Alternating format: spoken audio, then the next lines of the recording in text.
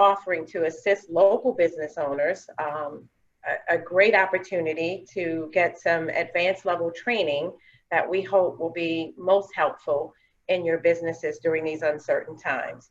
So we'd first like to thank our sponsors, JP Morgan Chase and the CERDNA Foundation, our local procurement partners, our financial consortium and advisory board, all who work diligently to maintain excellence in the InvestNOLA program. So without further ado, I'd like to introduce our presenter for today, Mr. Dave Parker. So Dave is an entrepreneur, 5 times founder, venture capitalist, and board member. He's part of 9 transactions as founder and board member. His 25+ year career has highlighted his ability to innovate new ideas and scale product and services companies in the US and internationally. He is a frequent speaker at community, university, and accelerator events across the globe. So Dave started his venture capital career with Mitsui & Company in Cupertino, California. As a senior VP of programs and peoples for UP Global, the merged parent company of Startup Weekend and Startup America. In 2014, the UP Global team held over 1,250 events in 120 countries and 640 cities worldwide with over 74,000 attendees. The nonprofit company was sold to Techstars in June of 2015. Recognizing a gap in the market between Startup Weekend Inspire events and accelerated programs, Dave started a program and followed with a corresponding book called 6 Month Startup, which is the basis of the program's content today in multiple cities. So without further ado, I'd like to present Mr. Dave Parker. Dave, take it away. Thanks, Lynette. Thanks for having me back. And though I'd rather be there in New Orleans in person, I'm in Seattle at home like everybody else. So I'm going to send you all a link in my chat window with a link to the presentation materials today, and I'll hit my share screen button. And I hear somebody outside my window, so I'm going to step away for a second, close the window.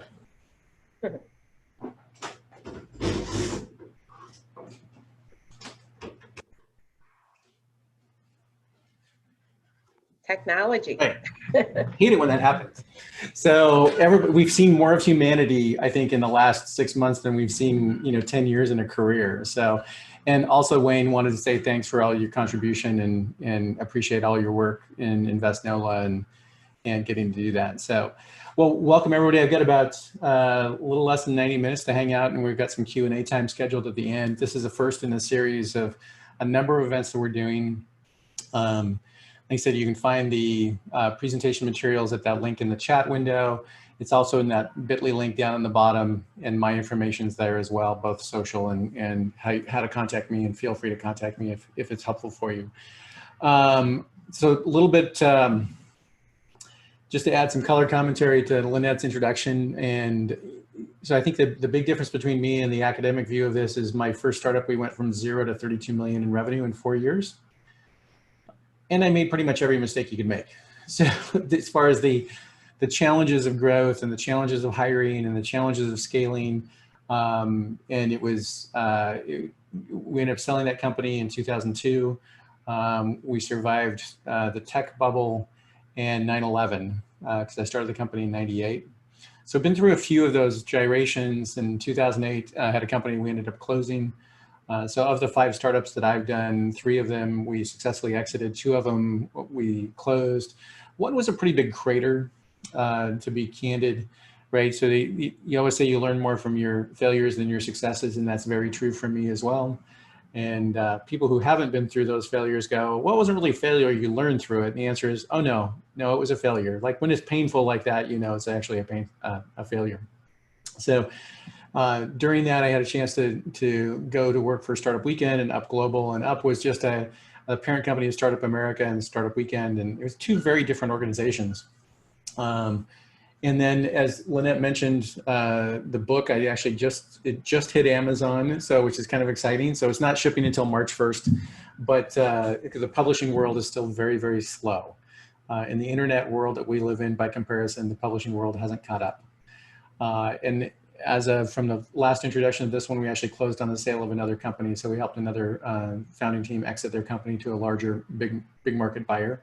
And that deal closed in August, which is kind of exciting. So that's a little about me. We'll have questions and opportunities to chat as we go. Today's conversation is really about using a crisis management framework and applying it to your business and how to apply it to your business. So by background, we're using Bain & Company is a super large management consulting firm, also super expensive management consulting firm.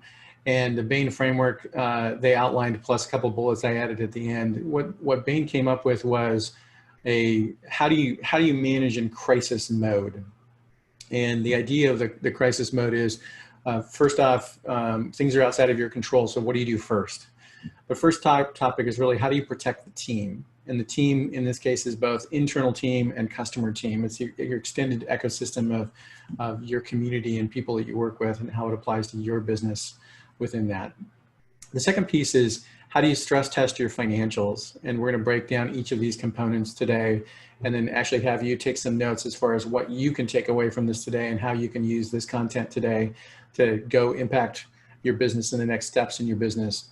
Because I think that's the biggest difference between being an operator and having sold companies and grown companies versus having a theory about it, is this has to be something you can take away today. The third item is defend against significant revenue declines, and how do you do that? So we'll spend some time there. Stabilize your operations to the new normal is really defining what the new normal is. And then ultimately, when do we start to play offense instead of playing defense? I think the last few months has had everybody, all of us, back on our heels, depending on your business.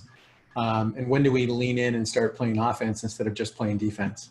And as a board member with a bunch of companies, I would tell you that time frame is very different in each of the companies, depending on how long it takes to stabilize operations. And we'll go through examples of each of those today, what some other companies that I've been working with have been doing as well. A couple of notes just to add here is that I think as a founder, my world is always such that I'm excited, I'm encouraged, I'm enthusiastic, I'm perpetually optimistic.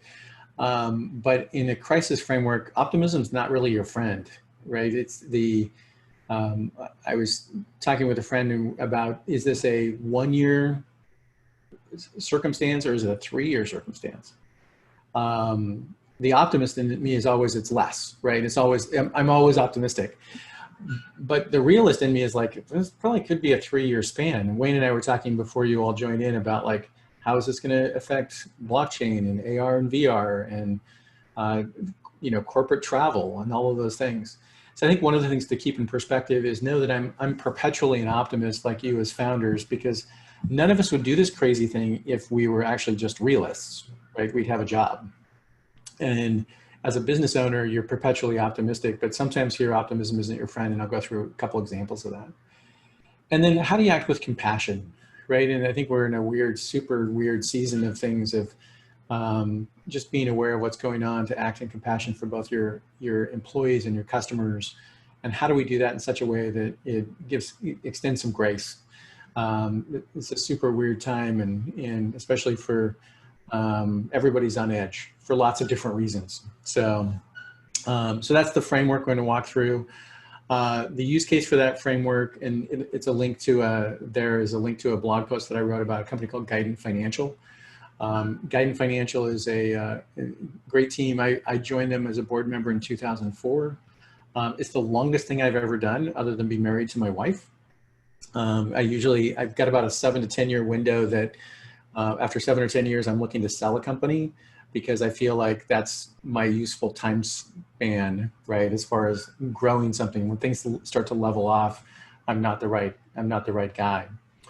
So Bain Financial went through this. We survived the 2008 crisis together. We didn't do so well in the 2008 crisis. Like, how we handled it wasn't great.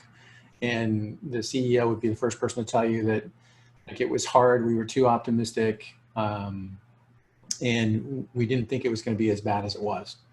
So given that team has still been basically together since 2008, as we came into this crisis, we really took aggressive action quickly. And we'll talk about what that looked like for them as an example. Today, they're about 125 employees and about $20 million in revenue, a little north of that. And happy to say that they're actually growing. They cater to the small and medium business segment. So when this started a few months ago, there was lots of uncertainty about what's going to happen with SBA financing, what's going to happen. And they do what's basically a 401k rollover to a self-directed IRA. So you can take money out of your 401k, move it to a self-directed IRA, and invest in your own business, which is really their target audience and who they help. So a lot of franchise owners, a lot of small business owners. So for them, the idea of we're going to hit pause, wait and see what happens, and not take any action wasn't an option in this case. They're also particularly good after all these years of being a seasoned teams of doing annual planning and strategic planning. They're probably the best organization that I've worked with for that. And we basically scrapped all of the annual plans and we're doing rolling 30-day plans because there's just too many things changing too fast to be able to look at it and go, yeah, we can plan for a year. We're not in that mode. We're in the plan for 30 days at a time in a sprint. So we have regular check-ins with the board on 30-day windows and some updates from the CEO in between those that just kind of catch us up on what's actually happening. So that's kind of the use case that this came from. So the theory from Bain, the use case from Guidant, and then working with a bunch of other startups and small and medium businesses has really became the pieces that I put together as examples for you today. And in each of these sections, I'm going to have you write up some of your thoughts around what you're going to do with your company in the coming weeks and months, so you can have some takeaways from this and actually have it be super useful for you. So with that, I'll get to protect the team next. Feel free to ask questions, by the way, as we go. While this is the interactive, it's where it's most useful for you and most interesting for everybody all around. So feel free to either put them into the chat window. I'll keep an eye out for them there, or just go off mute and ask the question. So feel free to go as we go. All right, so first topic is how do you protect the team? So with Guidant, our first perspective on this was how do we physically, emotionally protect the team? So physically, they closed the office down quite early. They were in office again, about 100 people in one office, a second office in Boise, Idaho with about 50 people. And they shut down the office, sent everybody home. So the process there was very much one of, hey, we want to make sure everybody's safe. We're going to shut the office down and send everybody home. Not everybody has that luxury to work from home, but most of their business came from online leads that then converted into a sales process that they then helped those people close the paperwork. So of converting to a self-directed IRA. So for them, it was physically, do we have what we need there? You know, from a PPE perspective, from a hand sanitizer perspective, but the bigger message was, hey, we're going to get everybody ready to work from home. And we know that bumped our expenses initially because we were paying for second monitors and all of the tools that enable people to work from home effectively. And you all have learned that as well over the last few months. I think that, you know, still on my list of to-dos would be a standing desk because I missed that from the office, but it'll be fine, right? So it's in the grand scheme of things, there's things you want to get done and things that you'd like to get done. So emotionally was the second thing that we looked at was we had an all company meeting. We pulled everybody together. We wanted to make sure that they knew that the expectations were. You know, the challenge here with both working parents and others is there's been some benefits to working parents, but there's been some backlash from people who aren't parents who are like, well, what about us? So we really had to address and recognize that both, I don't know about you all, but Seattle schools started last week. So my 13-year-old daughter is back in school, and you know, I have to chuckle about if we're all streaming Zoom calls at the same time, and then what happens to those on the Wi-Fi network, the implications of that. But knowing that there's emotionally, as you all know from being parents for many of you, it was hard to be a stay-at-home parent and a teacher and a coach and everything else you had to do when all of these timelines blended together. And we're still in the midst of that one as well. And I know lots of talk about fatigue these days around that particular topic. And then the last topic there was, what about the future? So one of the things that we did with that team early on was we wanted to keep them included in what our latest back to work thinking was. And we'll get to some of those specific items that we did as that. I know from my wife, her company is Bristol Myers Squibb. It's been sold a number of times. So her company was Juno, that got sold to another pharma company. So she works for a large pharmaceutical company. Interestingly enough, they had just densified their office space. So they made everybody's workspace smaller in January.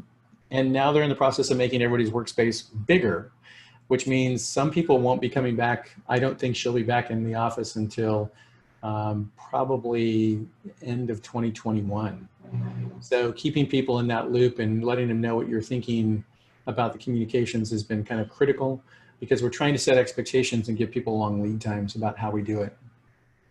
So that's a quick note on protecting the team. Let's talk about protecting your customers next.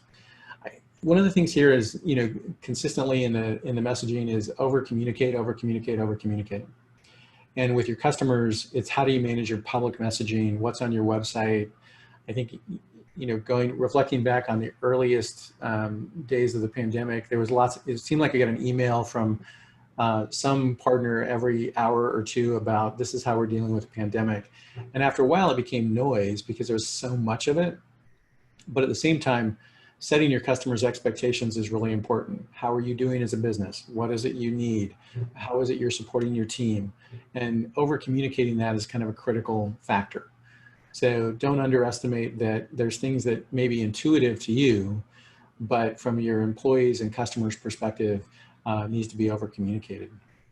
So from your email perspective, if you have an existing email list of customers that you're sending information to, or how do you continue to grow that email list so that you can communicate? As much as email may not be as effective as text messaging on a personal front, email is still very effective to work from a business perspective.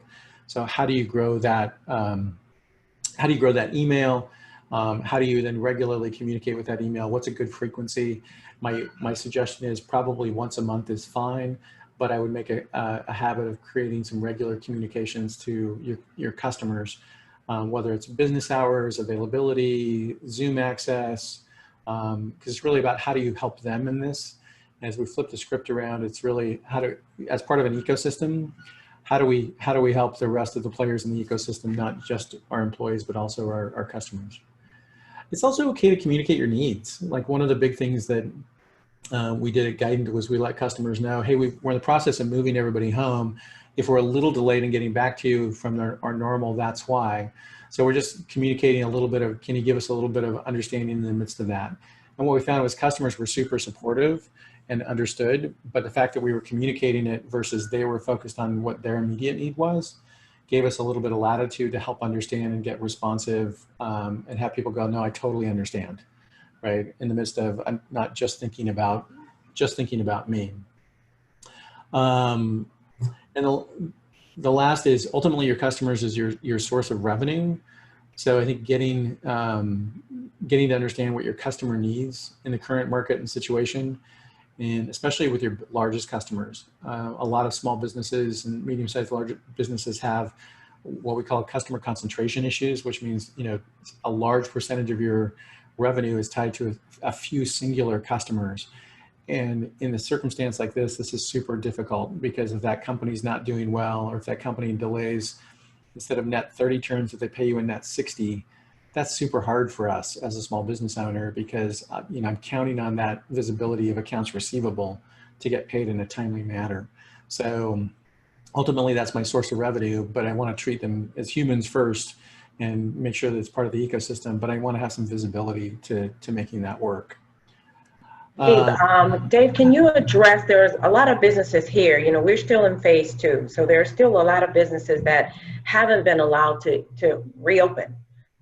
So what kind of messaging should those business owners be communicating to their customer base? Yeah, for sure. So we've gone in and out of phase 2. Some of the restaurants are open here in Seattle. All the businesses that could work remotely, especially in the business services category, are doing so. So what we've been communicating with our customers as we're moving back to the new normal, which we'll talk about in a few minutes, here's what you can expect from us. Here's what we want to be responsive to you. So if you're doing business services or commercial landscaping, right? You're still delivering those services, but you're not having the interactions at a business level that you used to have.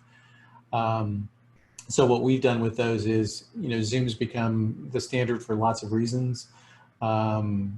The moving to a paid Zoom account, setting up those calls with transparency. One of the things I'd consider doing is a Calendly type app. So I use a different one as well, but there's a bunch of apps you can use in your email footer as a super inexpensive subscription on an annual basis that allows people to have access to your calendar, so you don't have to go back and forth. So from a functional standpoint, one of the things I'm trying to do is for my customers is how do I take friction out of the process of communicating with me? Can I give somebody times that I'm available and let them pick? Can I give them access to my calendar and let them pick? But how do I minimize the noise going back and forth and take friction out of the process? Given that, what we also did was, from a best practices perspective, to your question, Lynette, is we communicated the source of how we were doing what we were doing for both our customers and for our employees. So for example, we were following CDC and local state guidelines about what phase we were in. So instead of our employees having to wonder if it was, is Dave making a random decision about something? It was, no, we're just following the CDC and the governor's guidelines, and here, the governor's kind of come in and out of some of those things because of the resurgence. I was telling Lynette before you all joined, my son was getting married in May, and it got postponed. So now they're getting married a week from tomorrow, and you can have a wedding ceremony, but you can't have a wedding reception. So we're doing the wedding ceremony at the venue, but then the reception is actually going to be a party in our backyard that's socially distanced with 6 people at 8-foot tables, and just how do you get rid of the pinch point? So what we did from a business perspective was we communicated our source. So CDC, state guidelines, we're going to follow those things. So in case there's a question from the employee, or in case there's a question from the customers, they know where we're getting our information, and we'll put links to those things in the communications that said these are the guidelines we're following. So are masks required? Are they not required? I think most people are, obviously in our world, in the Northwest, have moved to masks are required. Sadly, we went a little too late about that one, but it is what it is. So, but that's what we're communicating, Lynette, is source of the decisions as well as how we're doing them, and so that our customers know what to expect. So even yesterday, I had a chance to walk into an optometrist with my daughter because we're going back to school, recognizing that her eyes have changed. She's 13, right? And it's like, okay, I don't really want to go out and be exposed to people, but there's some things I just got to get done, and which is always a process. On that note, implementing, I'd say involve your team in the process. Figure out who your key leaders are, who your key team players are, and make sure you're involving the team in the decision-making process. This is a good chance to grow your next step of leadership, get people's input, make sure they're close to the employees and close to the customers, but involve them in the process so it's not autocratic. It's simply a matter of saying, hey, who else are critical team members that are involved in the process? I mentioned over-communicate before, but I think you want to be over-communicating around who has ownership of the plans, what's the timing that we're doing, when can we expect the next steps. So with guiding, one of the things we said is, hey, every week we've gone to an all-team meeting once a week, where everybody has a chance to check in from home, and it's a big, massive screen on video like this one where you have all kinds of people involved. So, and we want to give people a chance to check in. A couple of things we did too that were interesting. We created a virtual check-in. We did a thing where we gave everybody a voucher for credits for food, so we could do a virtual lunch and learn, so that everybody could order in food from wherever they wanted to. So we still paid for the food. So it felt like an event that we would do in a corporate environment, but we just paid for the food, and they could do whatever delivery service or not, whatever they wanted to do. So, and I think from a visibility perspective, if talk with other people in your industry, talk with other people in your community, and be a megaphone for what's happening there, because I think when there's an opportunity to be a thought leader, somebody's looking for best practices, and you all know that it's hard to find best practices in the midst unless we're talking about some of the things we're talking about today. So some examples of how we protected the team from a guidance perspective. I mentioned the CDC and local health. We listed websites for both our team members and our customers. So we took all the things that we did from a resource perspective. Keep in mind, Guidant does small business funding. So a huge percentage of our customer base did the PPP loans and the other loan programs. And we really helped them get their way through that process with other smaller banks. Because as many of you experienced, like we tried to do one through Chase and it was just super hard because there was only so many loans that went through a day, where the regional banks were super responsive. So we were super helpful with that. So we're listing resources all the time in our communications, and we were listing what we were learning. The other group that we did that with was the Washington Technology Industry Association, where I'm on the board. So that's the tech association for the state of Washington. We've got about 400 member companies. And as things were evolving, we were just putting out news and what we were working on and what we were discovering. And people were using that as a way to go like, oh, it's great. I'm glad somebody else is thinking about this too, not just me. So I'm not trying to do it all by myself. So from your customer's perspective, don't underestimate what you're learning for your customer's benefit. So take advantage of that in your communication. And here's some changes we're making. Here's where we found those resources. In case they're useful to you, this is, here's the resource listings. So don't underestimate that, because from your customer's perspective, it could provide insights that they don't have to go find themselves. So flexible work hours has been one of the other things that we did. As far as from a parent perspective and Brave, my wife's company actually they have a twice monthly Quiet Friday. So where it goes into the 3-day weekend. They had done a 1 o'clock end of day on a Friday. And then they implemented a Quiet Friday where they're like, if you have to send email, send email. But if you don't have to, don't. I chuckled at a email footer I got from a friend recently that said, I sent this email at a time that was convenient for me, but you can respond at a time that's convenient for you. And I'm like, wow, interesting permission to give, right? Especially as you think about your employees and how you used to work and the direction that you're going now, what's changed, and have you made that acceptable or not? So again, I think as we look at college, my youngest son started college in Boston remotely from Seattle 2 days ago, and he's streaming his classes as well. So knowing that he's in different time zones, so it's a stretch for him as an 18-year-old to make sure his classes start at 8 a.m. and 11 a.m. Eastern time. One thing I would talk to you about too is that how are you going to reimagine the office at your return? So is this a 1-year thing? Is this a 3-year thing? Do you imagine coming back to the office soon? And what do you need to do for doing that? I think for as I look at my wife's company and what Guidant has done is they've basically said, we're not even going to make that decision until this date in the future, which has done a lot for helping to lower the anxiety of the team members about like, okay, I don't have to worry about commute or office or garage parking, or like there's things I don't even have to think about for a few months out. So if you know you're not going to make a decision about it for a few months, let people know what that decision is. So there's a chance for them to be like, okay, I know, at least I don't need to think about that thing until now in that particular day.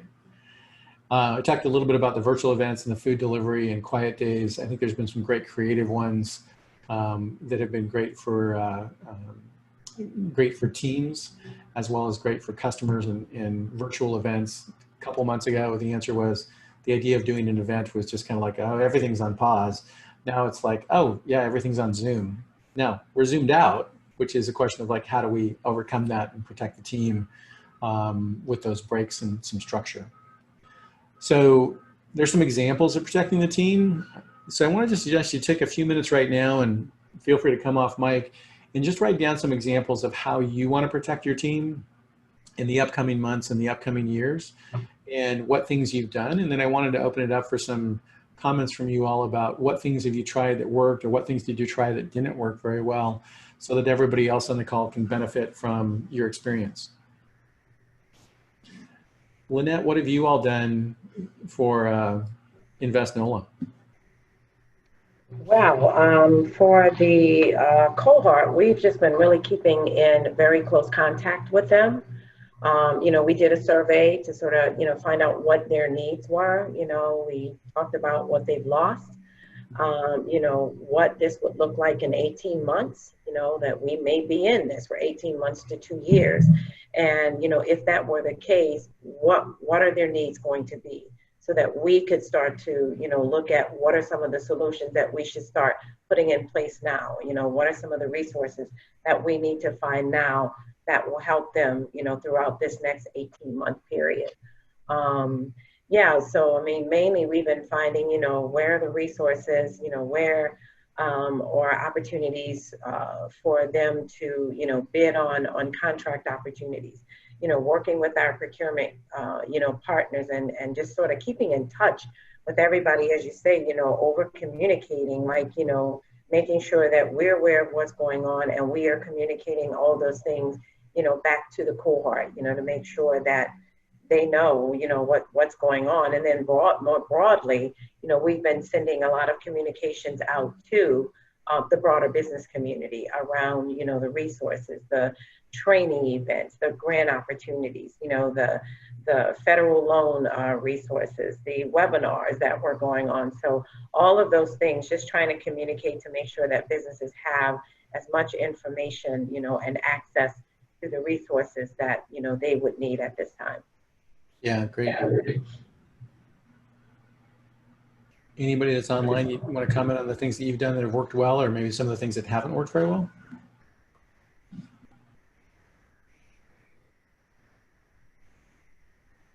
I think in the beginning, I think business. I know I was right, and I don't own a business, but I was just sort of, it's sort of in shock almost, like, okay, what do we do now, right? Almost like paralysis, like what the hell do we do now? We can't open our businesses, we're not sure what's going on, and then as the resources started to come in, we realized much of this is going to be very temporary help. It's cumbersome to even, find out, how to access, some of the resources. There were changes on a daily basis, and just trying to, keep up with that and communicate that, now the rules are changing. And this morning we told you one thing, this afternoon it's different. So yeah, so a lot of those things, were happening. And, I'm feeling that, if I'm feeling that, and I'm not a business owner, I can only imagine what the entrepreneurs are having to deal with. Yeah, it's very much changing landscape. So, yeah. So keep your comments there, and we'll get to more Q&A at the end. One of the things I wanted to get to next was just the idea of stress testing your financials. And I think that, we'll be doing a cash management session on October 8th. One of the things that I want to just help you understand in this is that you really need to know your cash daily and weekly. This is both a question of like, what's cash in the bank, how often are you checking in, what's the weekly, and that Lynette and team have put together a session for you on October 8th. It's just how do you do that? So if you don't have a forecast actual model, you'll get help doing that. I have some templates as well I'm happy to provide. So the visibility here is really the big thing. So for example, the DSO, DPO is day sales outstanding, day payment outstanding. So it's the time that my customers take to pay me could be 42 days, and the time that I'm required to pay my vendors could be 30 days. How do I fund that 12 days, right? Or how do I get visibility into what my accounts receivable are from my biggest customers? So more details on that one, but your outcome of that is really stress test the financials and build some best case, worst case, and most likely case scenarios. And then as things change on a weekly, monthly basis, you can make those adjustments to your forecast. What you're after here is just getting some visibility into where do I think my financials are going to be. So as a founder, some of us started our businesses on a hunch, not based on data. In this particular crisis window, I would say you need as much data as possible. And if you haven't done it yet, no problem. We'll help you get to it in October. But know that that's the thing that we're going to help you work on. If you don't have a model yet, and Lynette, I've got a bunch of models available for service companies as well. So I'm happy to share those models as well. So if there's nothing worse than starting with a blank spreadsheet is my big takeaway from this one, especially if you haven't done it before. So what if this is a 1-year problem versus a 3-year problem? Just know I'm super optimistic. At the same time, is it 18 months or is it 36 months? I just have to plan. I have to plan for the scenarios so I know how quickly I need to make any expense changes that I need to make based on what my customer data is. So more on that coming up in October. I would also tell you there's the front of the funnel impact. What I mean by that is what's your marketing and sales timing as it relates to shifting from defense to offense. We'll talk about here at the end of the session. But what I'm after is forecastable and repeatable revenue. So when I think of it as a board perspective now, because I'm not in an operator role today, is really, are we pretty close on our forecasts, or our forecasts wildly off, right? What I want to get to is where I feel like we've got good visibility on the forecast, we've got good visibility on revenue, and we're pretty close to that forecast versus actual, because it'll help you sleep better at night, knowing that like, okay, where's my accounts receivable from this biggest customer? And you need to know where those numbers are. So again, we'll hit that topic on October 8th. So defending against revenue declines, the big topic here is I want to work with my customers, and especially if you have customer concentration like I talked about earlier, where I want to help them understand how do I work with you? Like, we've been good partners.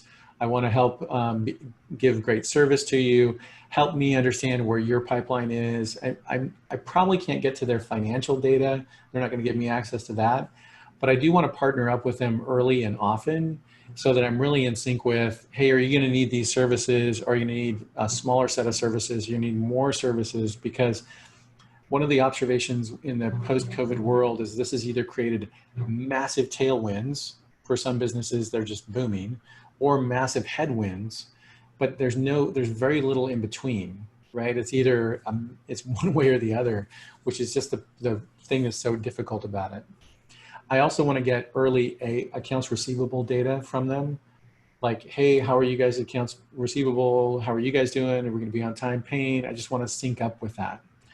One of the things that's so frustrating as a small business is big companies take 60 days to pay, or if they just shifted to 30 days to pay, it would be a lot less stress on the small business ecosystem. And being a small business owner in the past, I totally get it.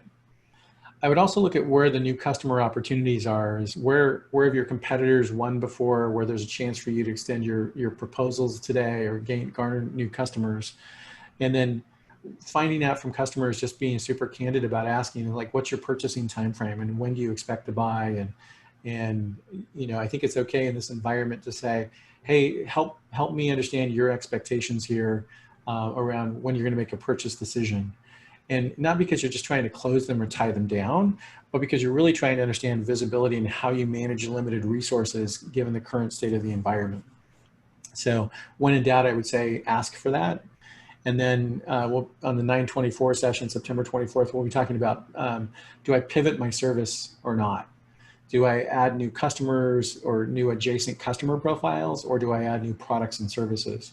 So one of the things we've seen a lot in this environment is people who used to sell one thing are now selling something completely different. And some are in the private or the PPE business and that were never in that business before. And what is it your customers need? So the defending against revenue decline by the big picture example is being really close to your customer and understanding what your customer needs given the current environment. Some of the things that Guidant did, just by example, this was their list of the 12 things that they actually did.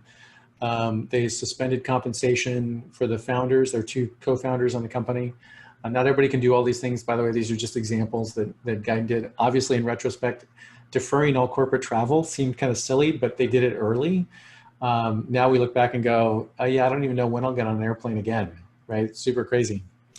You know, we basically took all underperforming lead sources and stopped them.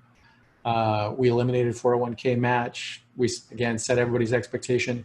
In the protect the team message, we basically send the message to everybody because we ended up furloughing some people.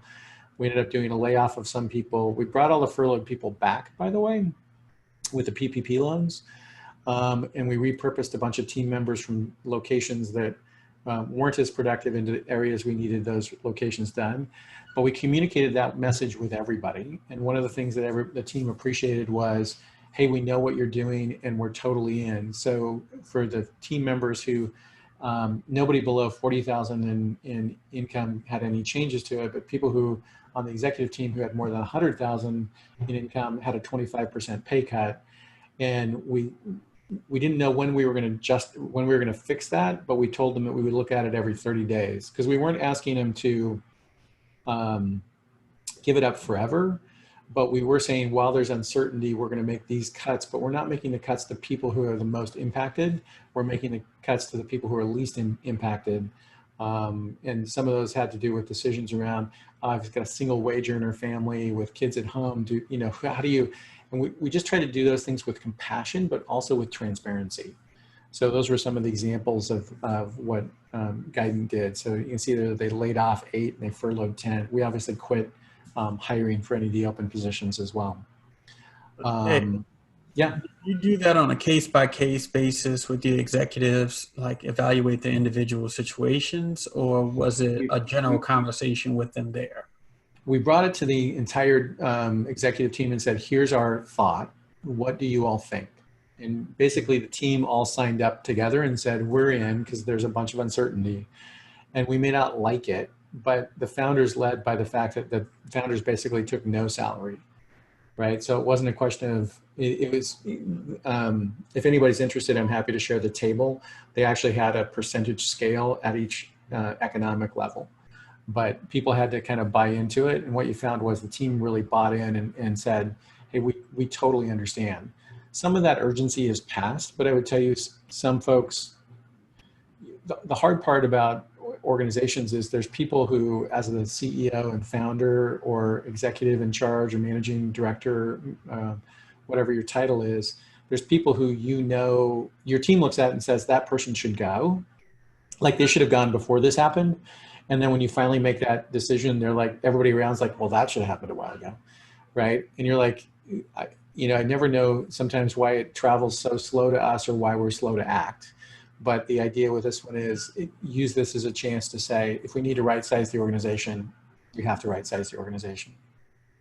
So most of us don't have big enough organizations to have people hide. It just doesn't work, right? So those are some examples of defend against revenue declines in a super tangible way. And if there's, again, take a minute here to write up some of the ideas that you might do to defend against revenue declines. Like, I need to get closer to my biggest customers, or I need to set some times with my biggest customers. My experience with this, in reaching out to my biggest customers and saying, hey, you're an important customer to us. What do you know about your visibility for your business? Because we just want to make sure we're in sync with you. And even if I don't get that information back, I get something that's supportive. One of the companies I'm on the board of, we had, we sell to enterprise. We're an enterprise software company. The drawback was that some of our enterprises were in retail. So tough business to be in. So in the early days of those retail, we had some of the retail vendors reach out and say, we're going to cancel our contracts. Now, legally, they can't really cancel the contracts because they're not really that way, but they were letting us know they just weren't going to pay us. So we went back to them and said, listen, don't stop using our product because our product's going to help you drive more revenue. But if you want to defer your payments, so we created a one-page summary that said, hey, we'll allow you to defer your payments for 90 days. And if in 90 days it didn't help you, you don't have to pay. But that was better than a cancellation.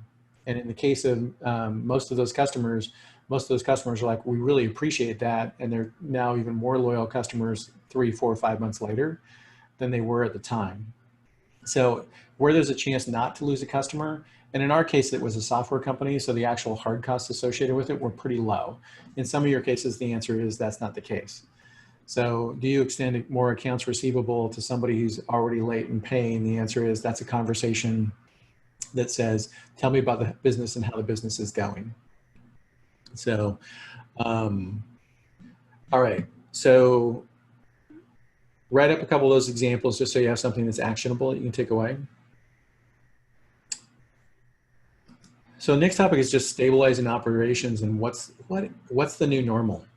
Like this has been a topic that we've had at a bunch of, Guidant Financial was in the case we had about 25,000 square feet of office space in downtown Bellevue, and we had about 20,000 square feet, mostly empty, in downtown Boise. We've been shifting some of our operations to Boise because we just couldn't compete in Seattle against Amazon and Microsoft with super expensive talent.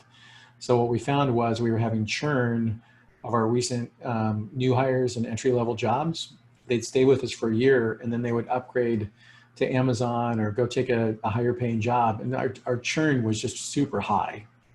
So by opening an office in Boise, we found in Boise, we were a great employer. Like our churn was not actually significantly lower and at average or less. And not everybody has the flexibility, but one of the things I would encourage you to think about is, I'm not sure that place matters as much as it mattered in January. We're seeing people move, in Seattle, though most of the news was about a 3-block area. And Seattle can be a little crazy, just to be clear, but where you had super expensive places like San Francisco and Seattle, people are like, do I really need to be in this place? Can I be somewhere else? So rather than look for the best people in New Orleans, now the idea might be, I'm just gonna look for the best people wherever. And do I look for business processing outsourcing? Do I look for a different city? Can I move back to a smaller town where the cost of living is lower? So the new normal for you all as it relates to your employees is, how are you going to support those employees going forward? I had one company that I worked with that used to have they had a punch in, punch out time clock, and they did it for everybody on the team, even for the VPs. And it was like, we had to have a conversation about like, why do you do this? Like, what's the purpose of it? And the answer was, well, that was just kind of the way they were, kind of old school as a company. And the answer is, okay, well, now that everybody's remote, like, why are you trying to, why are you creating a tool to track something that's not really important? Yeah. And really making that new normal, like, hey, we're about hiring the best people and giving them creativity and latitude. And like, I don't care if you work from 9 to 5, you might work from 8 to 3 or, 7 to noon and take 2 hours off to work with your kids. For you all, what's the deliberate new normal and what's the unintentional new normal? And I would encourage you to think about how you institutionalize that. Because ideally, as a business owner, what I want is to keep my best employees super happy, and so they don't go somewhere else. And if that means they're going to work from a different city, or they move to a smaller town, or they're looking for a chance to, like, it was tough to buy in New Orleans before, but I'm going to go buy somewhere else in a smaller town, the answer is, how do we support you in it? Because keeping your best employees and minimizing that churn will be an important piece. We'll talk more again about pivoting coming up in a future session, but is there a way for you to move more online and to do e-commerce? Can you increase your average order volume by moving more to digital? Digital transformation has been one of those things where it's absolutely been crazy, right? I don't know, Lynette, I know that you've been locked down at home, but delivery works, right? So the digital transformation of like things that could have taken 3 or 4 years to do are now happening much faster. So I would encourage you to think about, and we'll talk about this in the pivoting session, what things should you be extending, could you be extending, and how do you use e-commerce? So tools like Shopify and tools like WooCommerce are super simple tools to get set up, and they're super inexpensive. So for example, on WooCommerce, I have a site that the templates I make sure are available for you guys for free. I have as a site that you can actually go and buy the financial model templates that are venture scale financial models. They're only $49, but still the idea is if you're in my community, they're free. But if you're outside my community, I should get paid for my work too, right?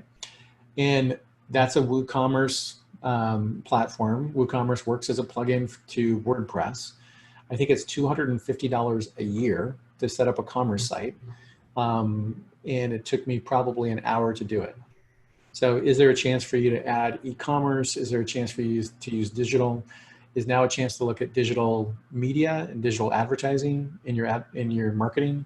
And we'll talk more about that in the pivoting session as well. So we have some practical advice of what to go test. And then if you think about this, what will you keep and what will you not keep?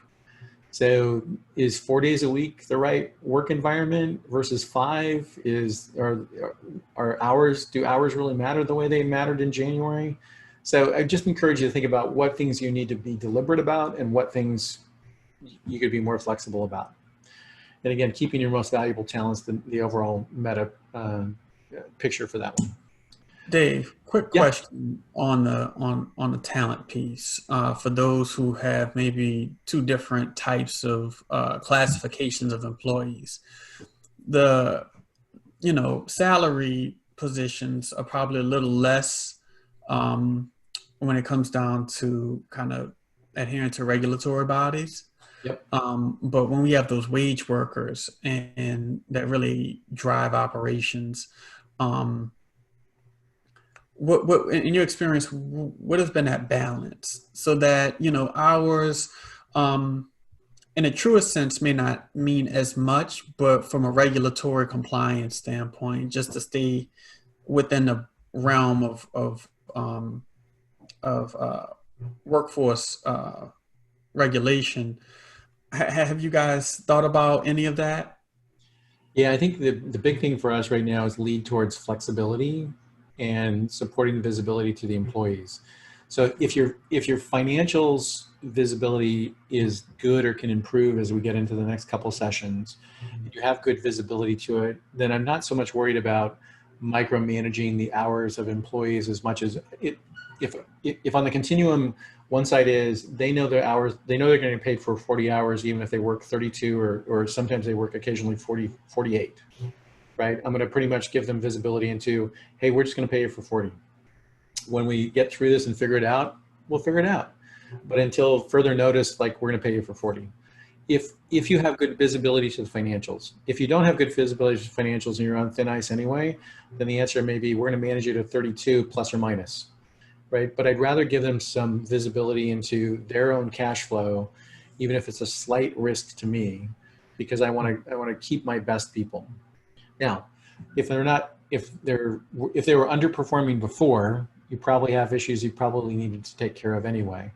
But if you can guarantee them a certain number of hours, I would look at that and say, I can guarantee you 32, right? Or I can guarantee you 40, and that's the way we're going to approach it. And obviously just turn in those hours as it makes sense. Mm-hmm. But it really comes down to starting with your visibility to your financials and starting with your visibility to your AR.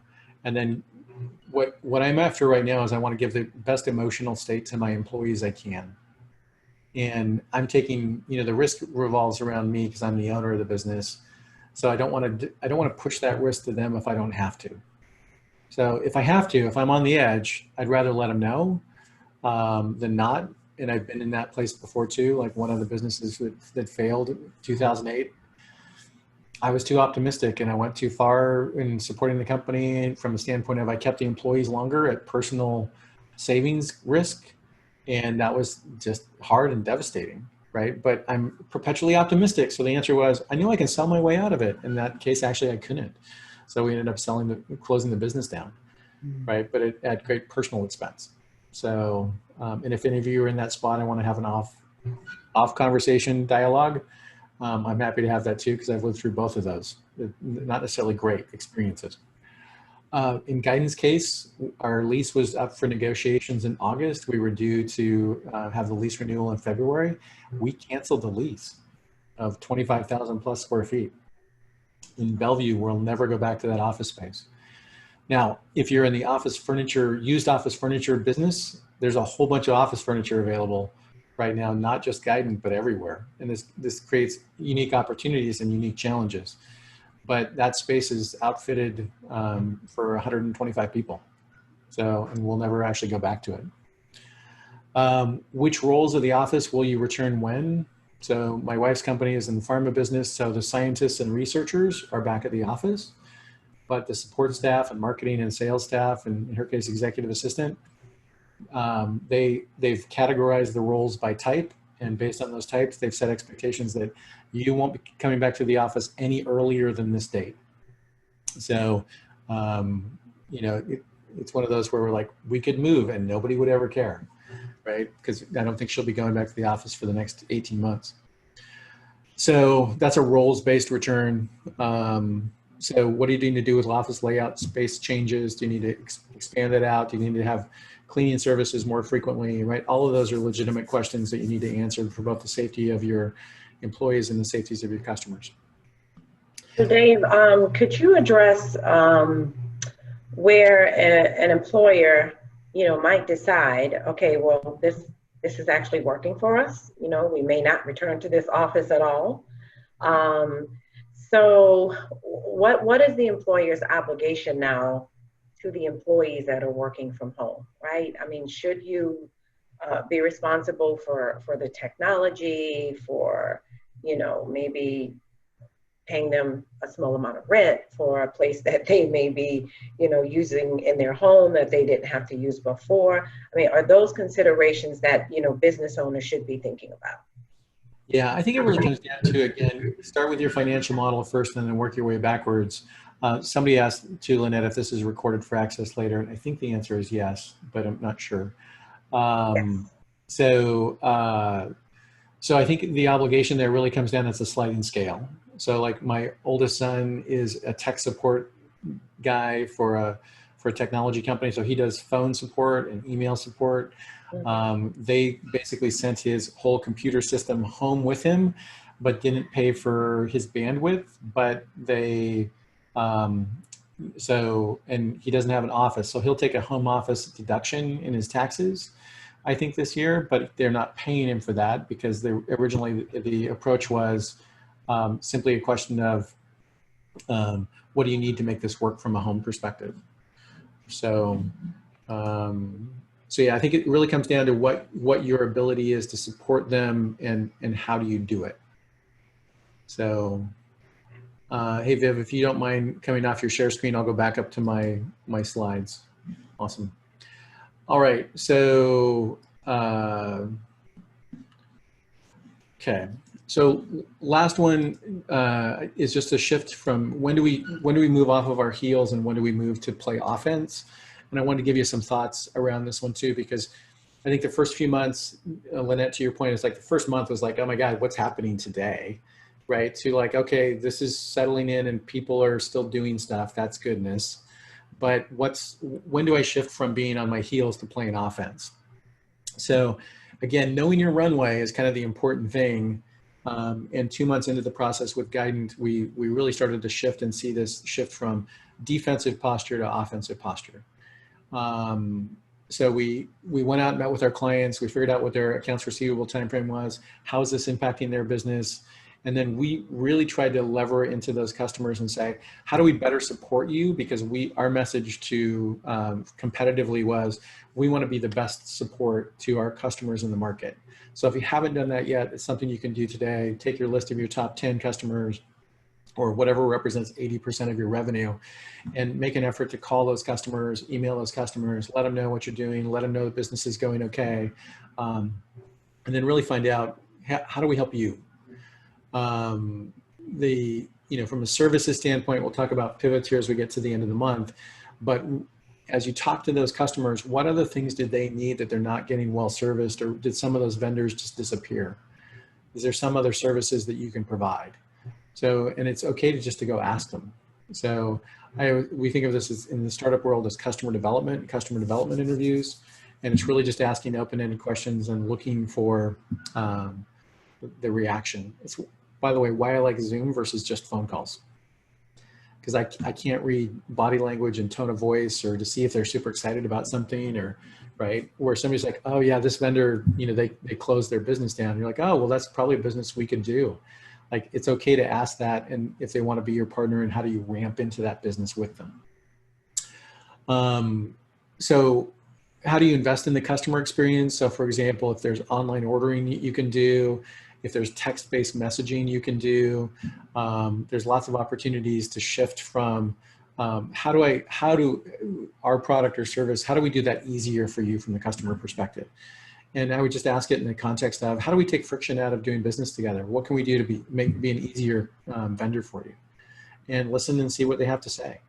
And what you're looking for there is, once you do that interview around your top 10, you'll find themes. And if there's a theme that you think, oh yeah, we could do that, or hey, we might be able to provide this delivery service, or I think we could probably include this type of product with our service offering. So look for opportunities based on those themes. And then ultimately, where can you take market share, right? So if you're only in New Orleans today and you should be in Baton Rouge, like where can you take market share based on what's happening in the dynamics of the market? For one of one of the boards I'm on today, we went out and poached the best sales rep for one of our competitor. So the competitor looked kind of uncertain, and we went out and approached their most successful salesperson and said, we'd like to hire you. We had some PPP money, like we had paid for all the people, but like we actually had cash that we hadn't planned on. And the question is, okay, well, how do we turn this into offense? So that was one of the things we did. Could you increase your sales commission? Or in some of your case, hey, we're not really spending on marketing. Could you start spending on marketing? And we'll talk more about that in the pivot section here coming up at the end of the month. Like where there's a chance to go on offense. And while everybody else is still in shock mode, like could you make more aggressive market share? Should your pricing go up? Is now a chance to do that? Or does your pricing have to go down, or does it just stay the same? One of the things I always recommend for businesses is think of your pricing as a quarterly analysis. Like you should have a team that looks at pricing quarterly. Like, is our pricing right? Should we move it? It doesn't mean you're going to move or change your prices quarterly, but look at it systematically and say on a quarterly basis, we should at least be looking at our pricing.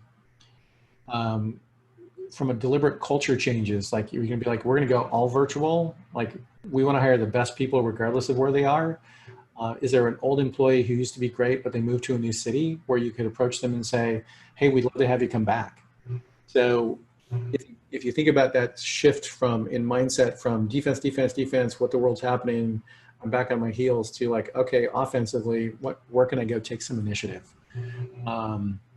So we looked at that for Guidant Financial. We had done some of our business overseas with business process outsourcing. So we actually decided to start a BPO ourselves because a lot of that workforce, we recognize that we're going to go more virtual rather than less. And we'll hire more people in Boise. We'll keep more people virtually here in the Seattle area. But we'll also hire more international people as well. So where that was more of a stretch before, now it's less of a stretch. So, so those are some examples of playing offense.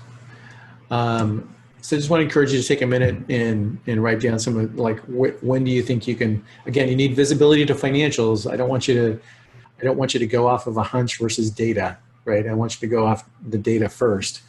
But think about where you can take an opportunity to play offense. And then, hey, yeah. Oh, so what I noticed, and a couple folks, not on this session, but you know, since the pandemic,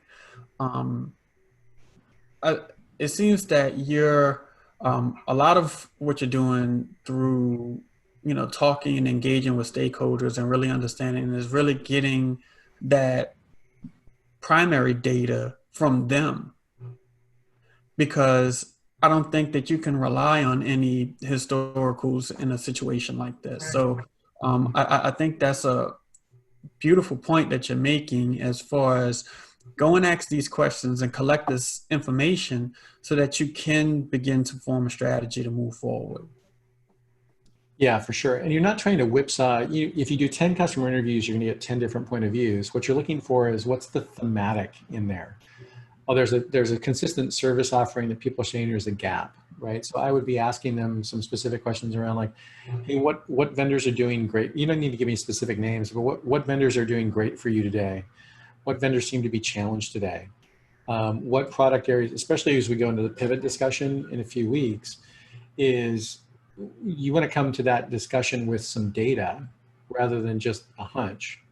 Right. And the idea of the data is I've interviewed my top 10 customers. It looks like one of the things that they're consistently saying is, hey, we need this, like we need a delivery service, or we need this, or our customers kind of need this. But a couple things not to do. Like you can't go out with your preconceived, like I'm going to sell them on the new service, right? You want to go out with questions and gather their data and feedback, because that confirmation bias will kill you. right? Because you're like, oh, I think they want this. I'm going to go like, wouldn't you love want this? And they're like, eh. And by the way, a meh is bad. Like what you're looking for is enthusiastic, like, oh yeah, that would be super helpful, right? But don't, like a good friend of mine is in this, he runs a web services company, and they have one customer that they're building this one product for. And I went back out and I said, well, it's kind of an app. Yeah. I said, have you looked at the top 10 apps in both the app stores in this category? He's like, oh no, but that would be a really good idea. Right. And I'm like, oh my gosh, you're making a decision based on a hunch, right? Where you want to make a decision based on data. That's the big takeaway. So I want to also point out something else, that your approach has been very different than what we've seen in a very maybe knee-jerk reaction, is that you have focused on current and existing customers or that customer profile versus chasing the new demand spike, as far as, now we're going to pivot and start selling PPE when that's not even what your company does. You really are double down on who my core customers are, where are they, and how do I better support them, which I definitely appreciate that. yeah, my cheapest customer is the one I already have, right? So I'm going to have a cost of customer acquisition on every new customer, and I'm going to have a new lifetime value. And I think the lifetime value just went wonky, right? So I can't necessarily predict my new life. So there's a ratio here that I always track in startups, which is LTV to CAC ratio. So if my lifetime value is $500 and it costs me $100 to get the customer, that's okay. But if my lifetime value is $200 and it costs me $100 to get a customer, the answer is it's not okay. So the cheapest customer I already have is my existing customers. So the first thing I want to do is leverage. If I have something there I can leverage, I want to use that cash then to invest in new customer acquisition by optimizing the cash I have around existing customers. So great point, Wayne. Hey, last couple of things, and then I'll just open it up all for questions. So what's the future look like? I don't know. If I knew that, I wouldn't be writing a book. I would be sitting on a beach somewhere. So I think taking the next step is really the next program stuff that Lynette and team has set up for you is around what should we be pivoting on? What should we be doing for marketing? What should we do in financial planning? The last session will be like prepping for exit, or should I look at to buy a competitor? It's super ambitious, but the idea of like, do I want to sell the company at some point, or do I want to be in the acquisition mode? Should you acquire a competitor in a different city and geography? With so much uncertainty, there's both good timings and bad timings around moving from defense to offense. And some of those are big bets and some of those are small bets. Some of them I think you'll look back on 5 years from now and go, wow, it seemed like a big bet at the time. In retrospect, not really a big bet. So I think there's opportunities and challenges that goes with that. Continue your regular check-in with the teams. I think, just taking a step back and having some regular time to reflect. I know that, I've been hearing about it from friends, like we're just exhausted. Like in general, people are like, kids, holidays, we finally scheduled like 3 or 4 days away on the Oregon coast. And then 2 weeks before we were supposed to leave, my wife got notice that she was on jury duty. Right. And they're like, and it might be in person, but it might not be, and it might be on Zoom. And we're like, okay, we have this, not that it was going to be a big vacation by any stretch, but it was just kind of an emotional break. Finding time to set aside some time for you to reflect as a leader is super important, and get that on the schedule, block it off. One of the things I've migrated to in this schedule is, if you looked at my calendar, you would see that every morning from 8 to noon, it's my most productive time, is blocked off. But on my email footer, you can schedule an appointment with me using my calendar tool, except I blocked off my most productive time. So I would encourage you to think about time blocking as well, just from a practical standpoint. Protect your most productive time, schedule the other time around the times that work for you. I think we're going to face some anxiety as we go into the fall. I think the first cold that somebody gets, the answer is going to be like, did I get COVID? So just know that we're facing a kind of this unspoken anxiety coming up in the fall, and you just want to over communicate. And then is this an 18-month deal or a 36-month deal? I'm kind of planning for 36. Like, the optimist in me wants to be like, I hope it changes next year as we come out of the flu season, but I'm kind of planning for the fact that it probably won't. And like I said, not because I'm not an optimist. So with that, I just want to throw it open to your all questions, and feel free to be as specific. I see, Lynette, you made the note that you guys are going to phase 3. What does that mean in Louisiana compared to Washington?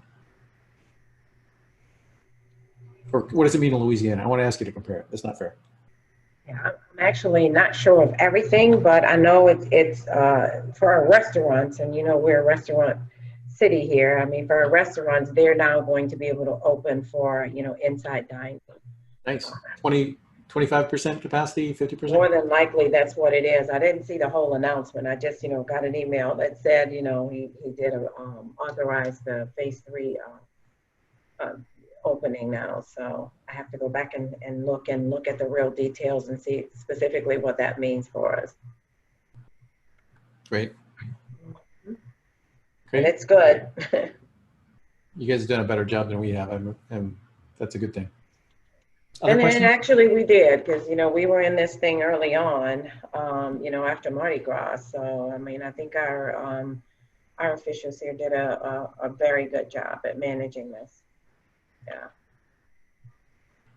If you guys have questions, comments, let's let them rip.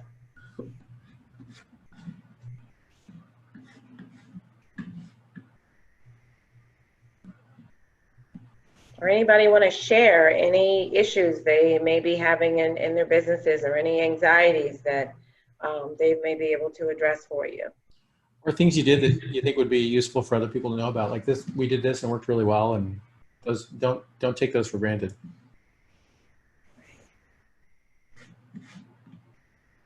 Thank you, Melanie. More details about the phase 3 will come tomorrow.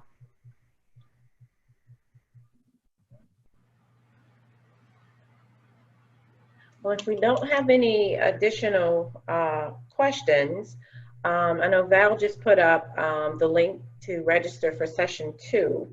And I also wanted to invite you all to visit our website at nolaba.org. We have some very valuable tools that were explicitly designed for small businesses. We have a very comprehensive data tool called the NOLA Bit, the Business Insight Tool, and there is a plethora of data on that tool, publicly sourced data that you can now access all in one place. So I implore any of you, if you're looking for data, if you're looking for how to develop your competitive advantage, to see what's in the city demographically, what businesses are here, where those businesses are located. There is really a plethora of data on, and it's free, a plethora of data on this website. So please, I implore you to go to our small business page, check out the NOLA Bit tool. There's also the Crescent City Business Navigator. And what this is a navigation tool to help you find resources and local assistance that is available to help you based on what you need. And then finally, there is an opportunities portal where our procurement partners upload new opportunities that they have for small businesses. And many of the opportunities there are pretty much focused toward minority entrepreneurs. So we, certainly encourage you to go to our website, check out those tools. I want to give Wayne another shout out here, because he designed and really work to make these tools a lot more effective for our business owners. So we want to thank you guys for attending today. I hope you all got some very valuable information that will be helpful to your businesses moving forward. I know that Valerie put up a link for the next session. It will be on cash planning in the chat section, so you can go ahead and do your registration now. I'd also like to thank our NOLA BA staff, Ms. Valerie Huntley and Naomi Hare, for putting this together and making all of this great technology work. And finally, we'd like to thank Dave Parker, our amazing presenter today, for the valuable information. So we hope to see you all on September 24th Wayne and I are here. My contact information is up on the screen. Wayne will be gone in 2 days, but feel free to please reach out if you know NOLA BA can help with any of your business needs. So thank you all. We'll be adding your email addresses to our database for all future communications, and we hope to see everybody back here on September 24th. Thank you. Thanks, everybody.